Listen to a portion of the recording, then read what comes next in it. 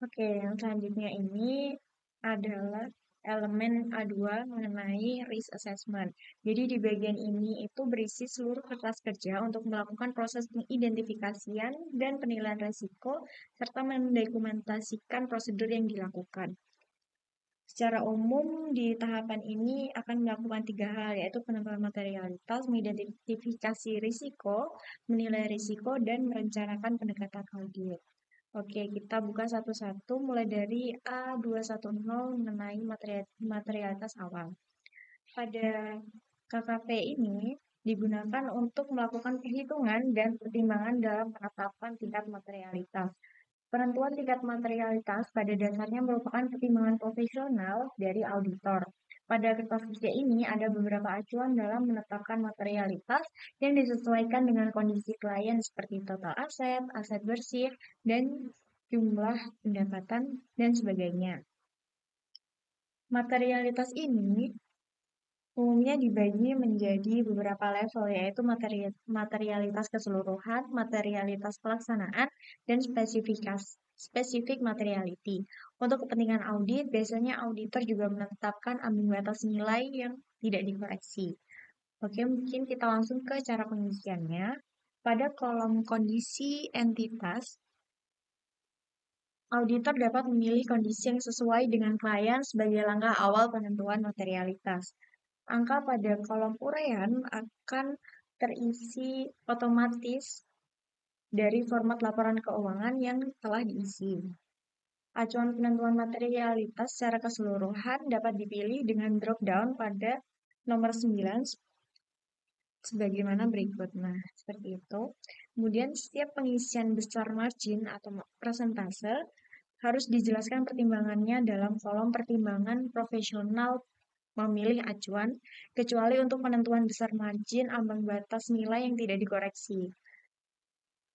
Ambang batas merupakan pertimbangan auditor untuk digunakan atau tidak dalam perikatan tersebut. Jika pengisiannya ini telah dilakukan secara tepat, maka kesimpulan pada akhir kertas kerja menjadi materialitas sudah ditentukan dan status KKP-nya akan menjadi komplit.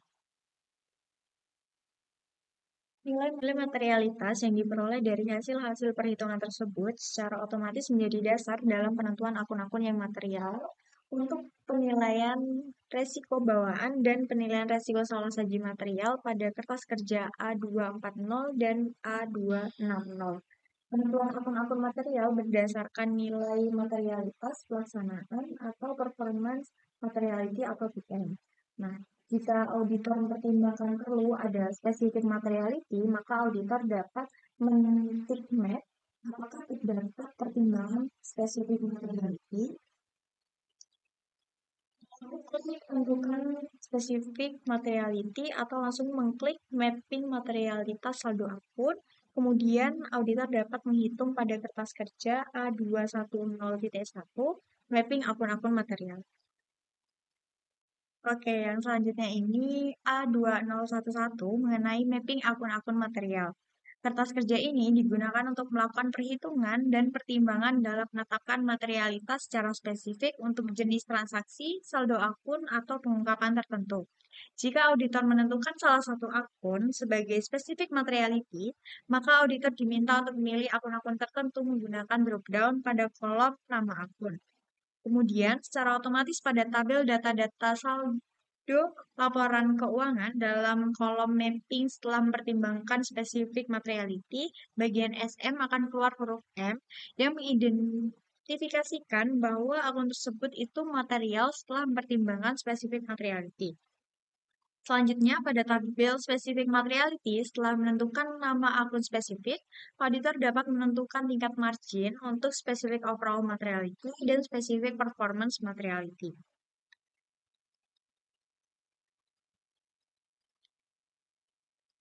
Kemudian selanjutnya ini merupakan A220 mengenai prosedur analitis awal.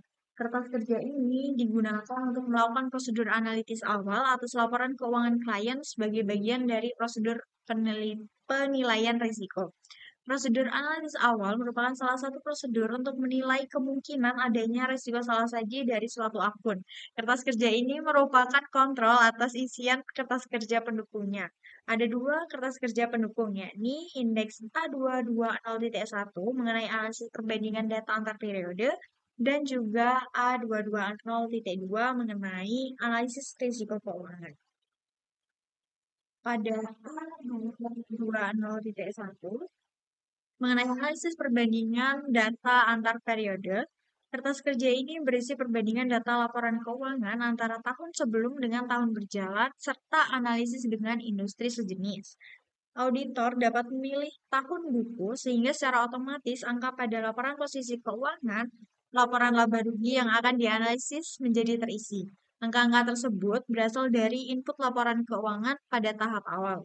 Pada kolom rata-rata industri, auditor memasukkan rata-rata persentase industri sejenis. Selanjutnya, auditor menganalisis perbandingan tersebut yang selanjutnya dituangkan secara manual pada kolom keterangan mengenai perubahan. Pada akhir kertas kerja ini terdapat kotak simpulan yang harus menggunakan pilihan drop-down. Kemudian pada A220.2 mengenai analisis laporan keuangan. Dalam kertas kerja ini berisi rasio keuangan klien. Cara pengisiannya, auditor harus mengisi nilai rasio-rasio keuangan secara manual. Auditor dapat mempertimbangkan menggunakan rumus dalam menghitung rasio keuangan telah disiapkan pada bagian samping kertas kerja ini. Di dalam kertas kerja ini terdapat kotak simpulan yang harus menggunakan pilihan drop-down.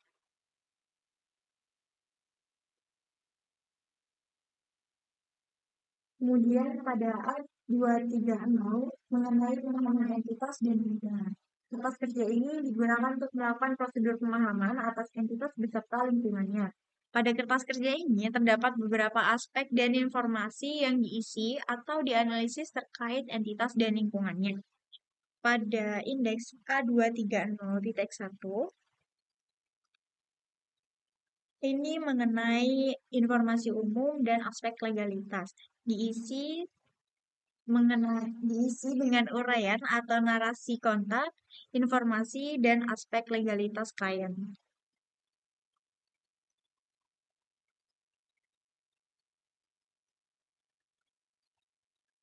Kemudian di indeks A230.2 mengenai struktur organisasi dan tanggung jawab dapat diisi dengan uraian atau narasi struktur organisasi klien serta uraian tanggung jawab dari setiap jabatannya.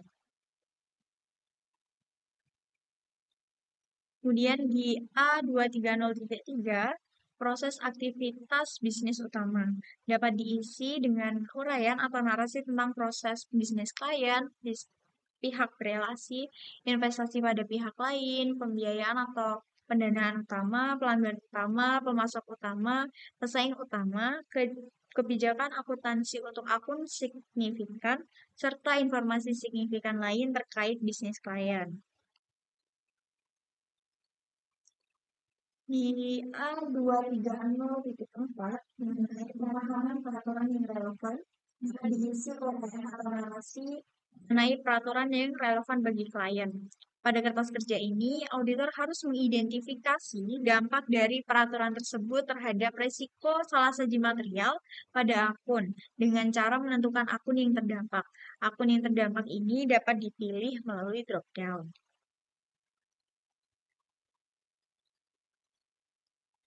Kemudian pada indeks A230.5 mengenai pemahaman lingkungan bisnis dapat diisi menggunakan uraian atau narasi mengenai lingkungan bisnis klien meliputi tren industri sejenis, kondisi perekonomian nasional, perubahan SAK, dan peraturan perkembangan teknologi, siklus alam, serta ketersediaan dan juga biaya energi.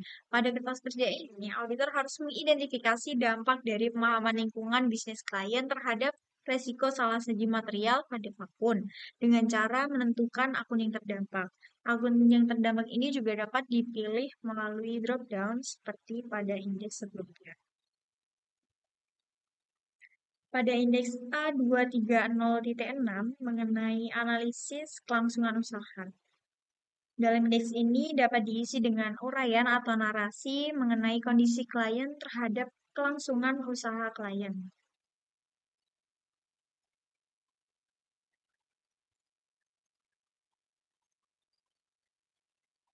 pada indeks A230.7 mengenai pemahaman penyiapan dan penyusunan laporan keuangan dapat diisi uraian atau narasi mengenai proses, aktivitas pengendalian, relevansi terhadap audit, dan identifikasi salah saji dalam aktivitas penyiapan laporan keuangan, pencatatan jurnal penyesuaian, transaksi antar perusahaan, dan laporan konsolidasian jika ada.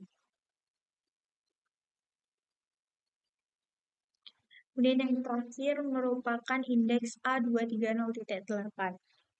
Mengenai analisis faktor kecurangan dapat diisi uraian atau narasi tentang tekanan, kesempatan, dan rasionalisasi keterjadian kecurangan. Pada kertas kerja ini, auditor harus mengidentifikasi dampak dari faktor kecurangan tersebut terhadap risiko salah saji material pada akun dengan cara menentukan akun yang terdampak, yakni dengan dapat dipilih melalui drop down.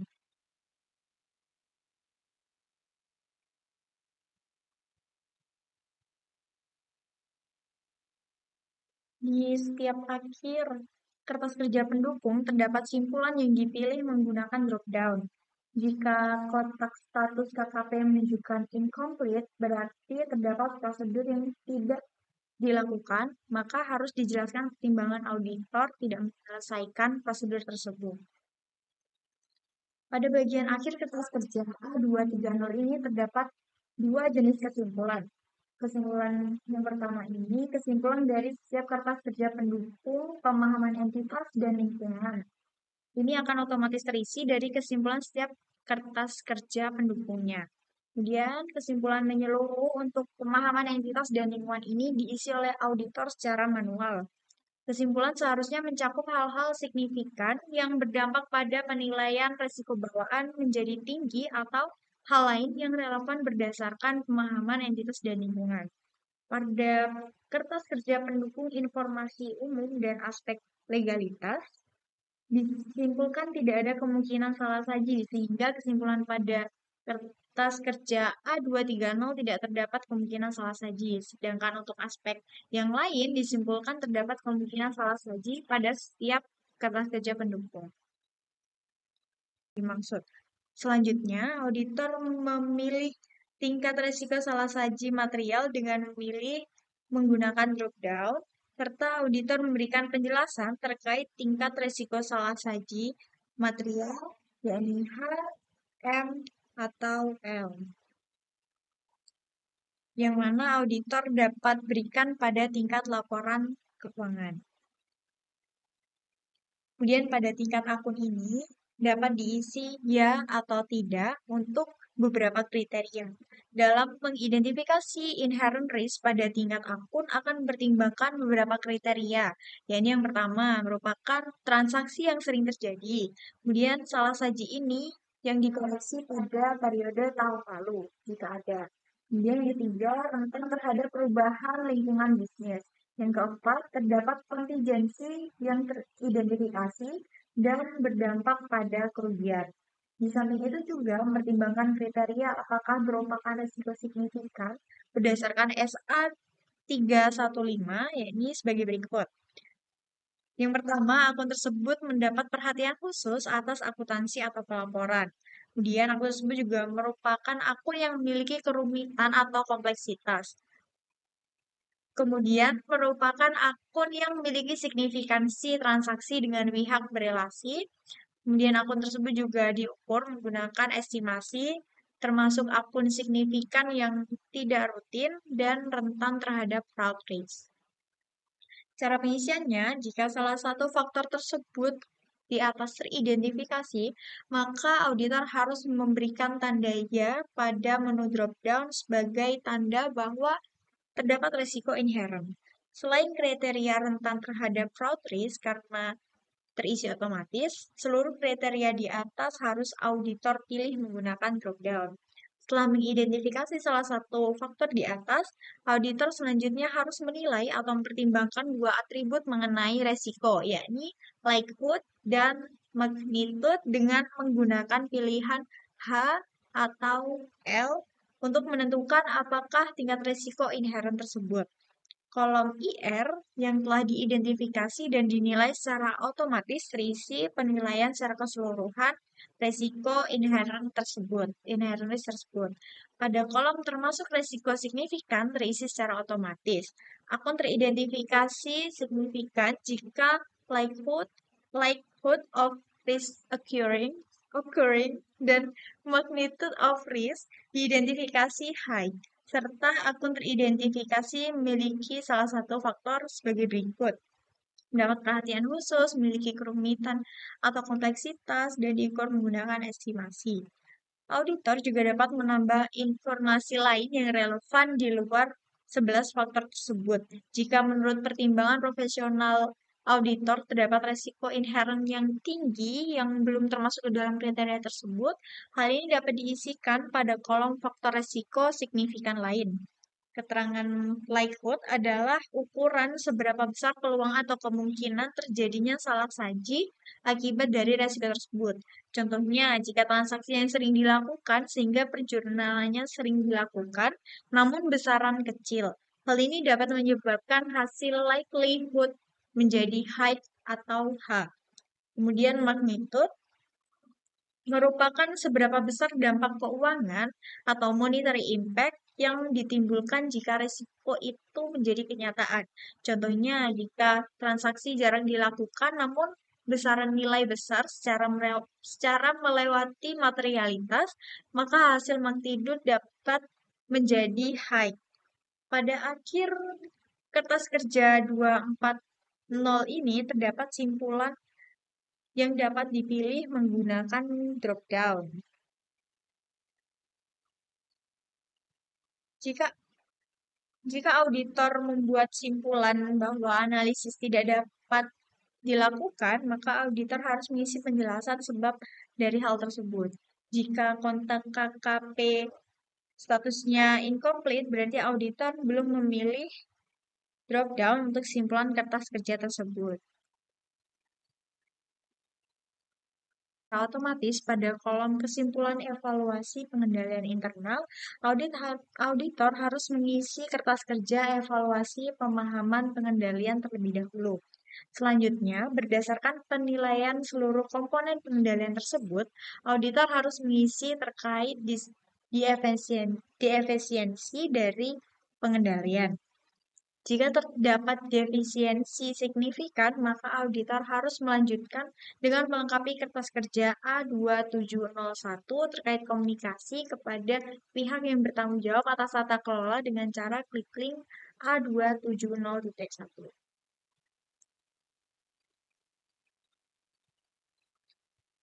Kemudian selanjutnya A250.2. Langkah pengisiannya. Pada akun level sudah tersedia kolom penilaian untuk akun signifikan. Uraian pada kolom akun-akun signifikan ini diperoleh dari kertas kerja sebelumnya. Selanjutnya, auditor harus mengisi identifikasi resiko dan apa yang mungkin salah, what can go wrong, diisi secara manual sesuai dengan pertimbangan profesional auditor. Dalam kolom walkthrough, auditor harus melengkapi informasi dan data yang diperoleh dari pelaksanaan walkthrough sebagai bagian dari pemahaman pengendalian internal.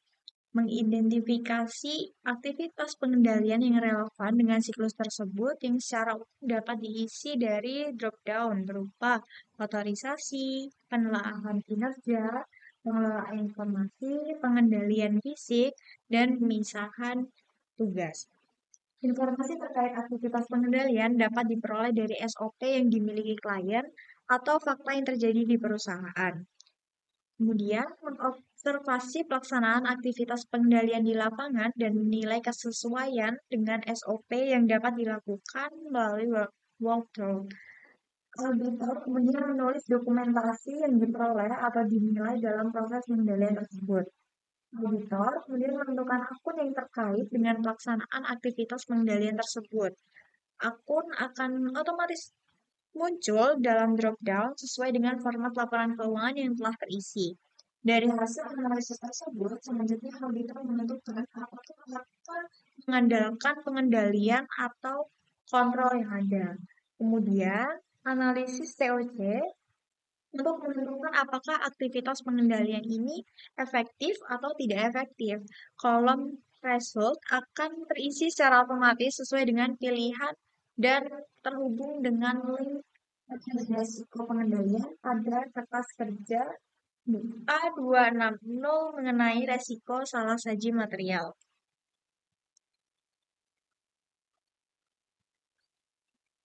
Kemudian pada indeks A260 mengenai resiko salah saji material, penilaian resiko salah saji material ini dilakukan dengan dua tingkat, yakni tingkat laporan keuangan dan tingkat asersi untuk jenis transaksi, saldo akun, dan pengungkapan.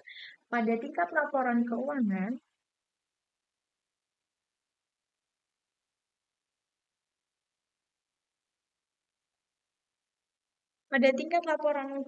ini dapat diisi pada kolom faktor penyebab yang terjadi pertimbangan. Secara otomatis terisi jika auditor pada kertas kerja A240 inherent risk ini memberikan tanda tik di bagian faktor yang menurut auditor merupakan faktor penyebab yang menjadi pertimbangan salah saji material pada tingkat laporan keuangan. Kemudian, auditor menentukan penilaian resiko keseluruhan atas resiko salah saji material untuk tingkat laporan keuangan dengan menggunakan pilihan drop-down. Pada kolom description ROMM, auditor akan memberikan penjelasan terkait penentuan tingkat risiko tersebut. Kemudian pada tingkat asersi, ini dapat diisi dengan pengidentifikasian dan penilaian risiko salah saji material, menggabungkan penilaian atas inherent risk, control risk, fraud, dan significant risk yang telah diidentifikasi dan dinilai pada kertas kerja sebelumnya. Masing-masing kolom faktor risiko tersebut akan terisi secara otomatis.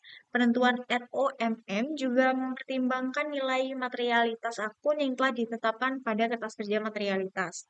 Hasil akhir dari penilaian risiko salah saji tersebut akan menghasilkan simpulan salah saji pada kolom ROMM.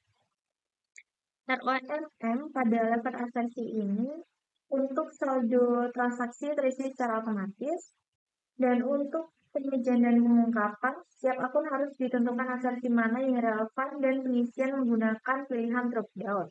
Selanjutnya, setiap akun harus ditentukan asersi mana yang relevan. Pada kolom plan respon, auditor harus mencentang prosedur mana yang akan dilakukan dan kapan waktu pelaksanaannya. Pada akhir kertas kerja ini, terdapat simpulan yang harus dipilih menggunakan drop-down. Jika auditor tidak memilih, maka kotak status KKP menunjukkan incomplete. Namun, jika auditor telah memilih pada status KKP tersebut, akan menunjukkan complete.